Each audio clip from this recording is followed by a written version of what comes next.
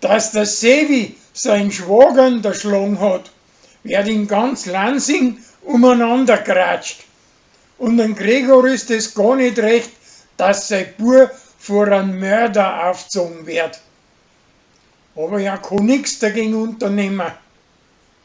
Als Hummerl ist ganz besonders sauer auf die Kathi, weil sie ihr das nicht gesagt hat. Der Margot, seine Schwester, möchte Haus und Garten verkaufen und das Altersheim gehen, weil es die viele Arbeit nicht mehr packt. Drum beschließen Margot und sein preußischer Reuter, dass zu ihrer nach Bad Birnbach umziehen und ihrer bei der Gartenarbeit helfen.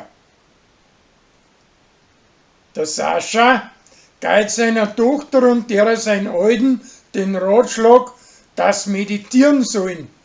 Und das hilft ihr nachher auch wirklich gegen den Stress. Mit einem Scheiß bringt der preußische Kellner Zara zum Lachen.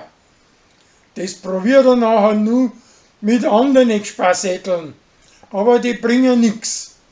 Erst der Philipp schafft es wieder, indem dass er seine Stimme verstellt.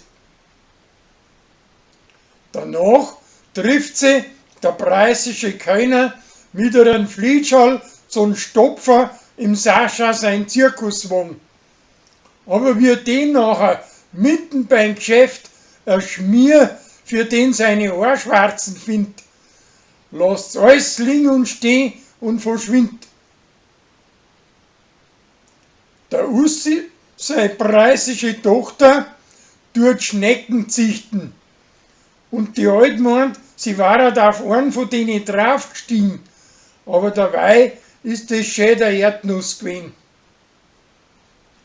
Der Pfarrer tanzt recht wild bei der Nacht in der Küche mit der Tina, aber auf einmal kommt Margot daher und sagt es.